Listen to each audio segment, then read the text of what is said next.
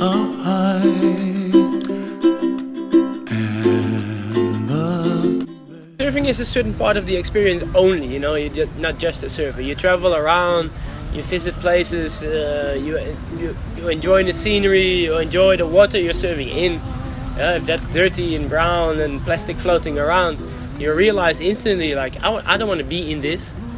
You know, and if you enjoy surfing and you don't want to paddle in plastic, you will not throw plastic in the ocean. When I started surfing, I got more conscious about the environment myself, for sure, 100%. I'm a dive master as well, so when I arrived 5 years ago, like the first 2 years I was diving a lot and there was lots to see, lots of manta rays and that kind of stuff.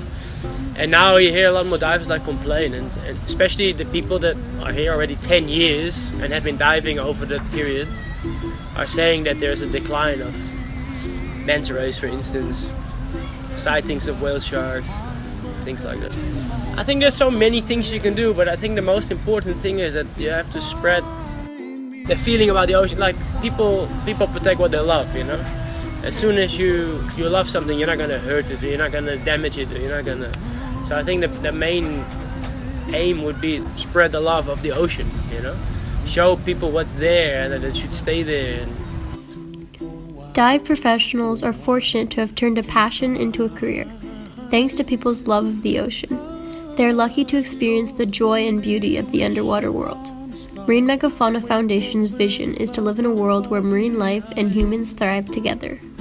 I do a bit of surfing, diving, snorkeling. I also surf, and I also scuba dive, kite surf, and I really like to be in the ocean. Yeah, we focus mostly on whale sharks and manta rays. We believe it's very important to study these animals and conserve these animals.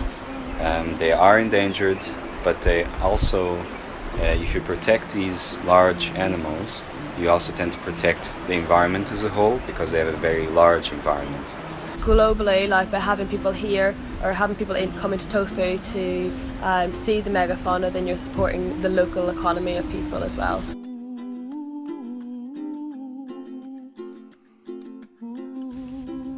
Dive operators have a responsibility to future divers that makes engaging in marine conservation a sustainable and sensible business choice.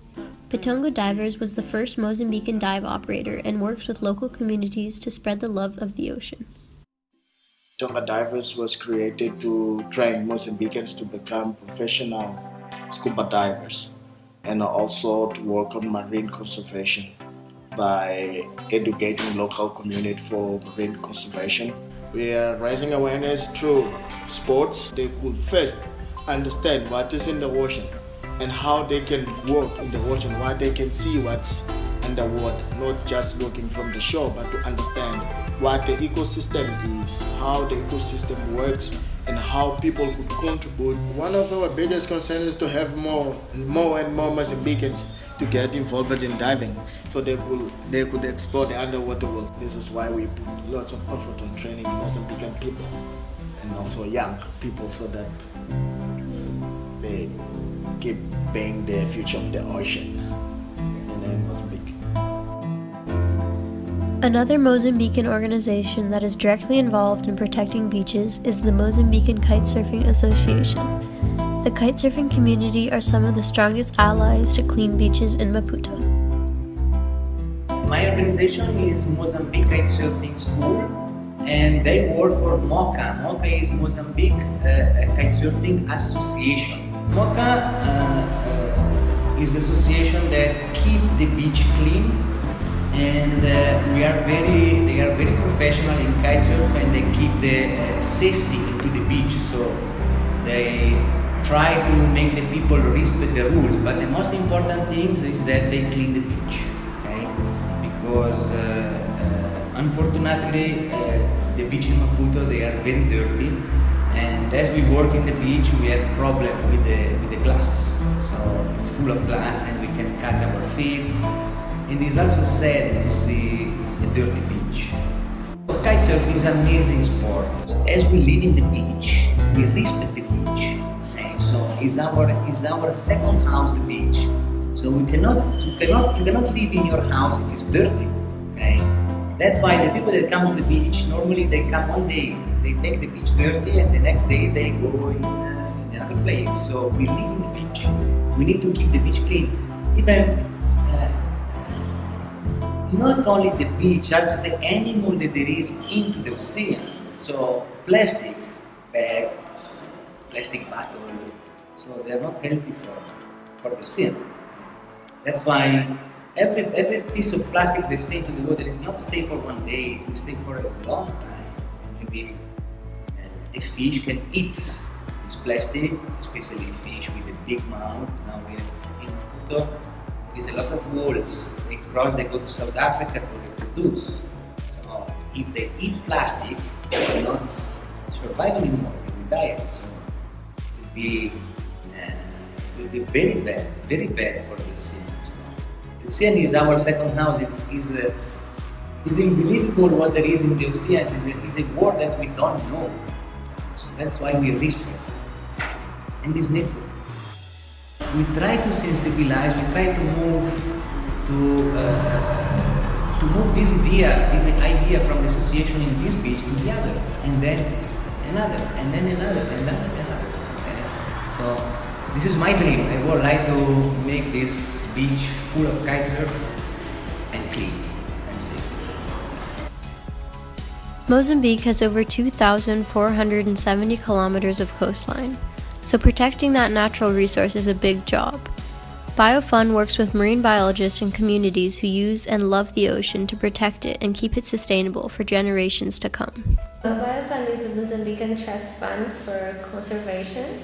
I have loved the ocean ever since I can remember. So when it was time for me to choose what I was going to study, it was kind of easy.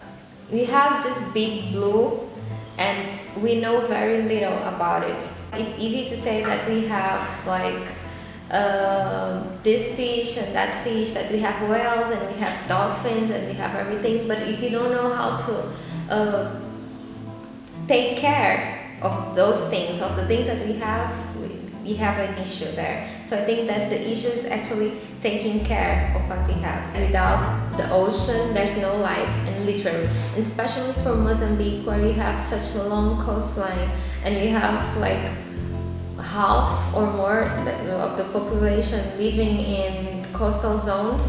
It has like a great impact. Sometimes here in the cities we don't feel like that, but the people that live around in the coastal zones, they depend on marine resources to live, for everyday living. Like there are people that they know that if today is like it's low tide, it means that I'm going to go and get mussels, and so today we can eat mussels, and tomorrow we can eat whatever depending on the tide. And people that do recreational activities, they understand better than most people the importance of having a healthy ocean, a healthy sea. Not just that big blue that you like to go, we like to go to the beach and sit and look at it. It's more than that. There is life below water, and the ocean gives life to be above water, and everything is connected and linked, and I can understand it better because of marine biology. As someone who surfs, kite surfs, scuba dives, or snorkels, you undoubtedly see the changes in our underwater world. People care about what they love, so today surfers, kite surfers, snorkelers, and scuba divers are among the strongest supporters of initiatives to benefit the aquatic environment. Those who participate in recreational ocean sports also partake in underwater and beach cleanups, support establishing underwater parks and preserves, and back legislation and regulation to protect threatened species and habitats. Surfers, kite surfers, snorkelers, and scuba divers have become the ocean's natural ambassadors because they see and protect what they love.